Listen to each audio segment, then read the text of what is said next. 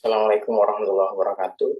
Saya Windra Priata Umang, peserta Latsar CPNS BRIN Angkatan 2 tahun 2022. Saat ini saya akan mencoba melakukan review terhadap hasil pembelajaran yang kami peroleh hari ini tentang sistem merit dalam manajemen ASN.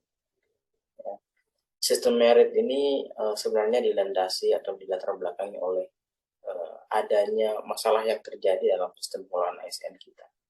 Yang pertama terkait dengan adanya praktek spoil system dan inkompetensi dalam sistem rekrutmen dan seleksi pegawai.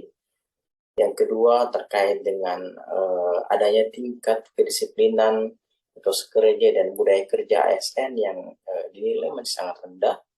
Kemudian yang ketiga terkait dengan struktur kepegawaian, baik itu secara kualitas, kuantitas, dan distribusi yang sangat belum ideal. Kalau kita berbicara sistem merit ASN, kita harus berbicara mulai dari fondasi dan pembangunan dari sistem merit itu sendiri.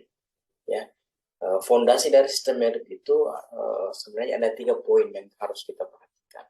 Yang pertama terkait dengan kebijakan dan prosesnya, ya, bagaimana kebijakan yang kita ambil itu dan proses untuk implementasikannya itu harus betul-betul dilakukan evaluasi dan direncanakan sebagaimana mestinya. Kemudian yang kedua terkait dengan sistem dan infrastruktur pendukung. Ya, kita harus betul-betul memperbaiki infrastruktur pendukung dalam bangunan sistem merit ini. Kemudian yang ketiga adalah budaya kerja dan kepemimpinan ya, ASN dalam proses pelaksanaan tupoksi dalam oleh semua ASN.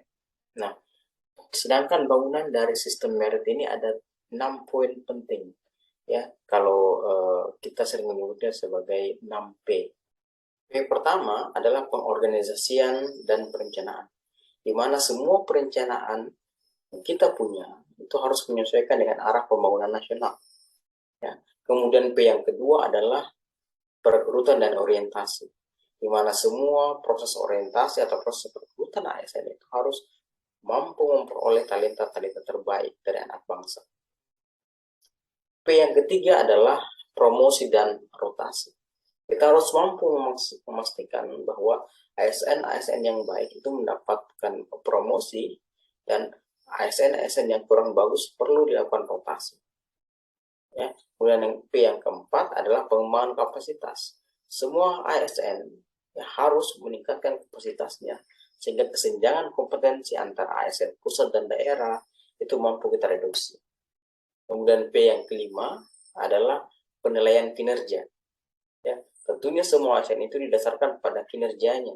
Bagaimana sasaran kinerja pegawai setiap tahun yang akan kita evaluasi per tahun berjalan. Kemudian P yang keenam adalah peningkatan kesejahteraan. Ya, kita perlu mengapresiasi secara layak semua ASN. Apakah itu dengan pemberian pensiun, jaminan hari tua, sistem kompensasi, ya, itu perlu. Karena kesejahteraan itu biasanya berbanding lurus dengan peningkatan kinerja. Ya, itu. Saya kira sekian dulu dari kami. Ya, kita akan ketemu di lain kesempatan. Terima kasih.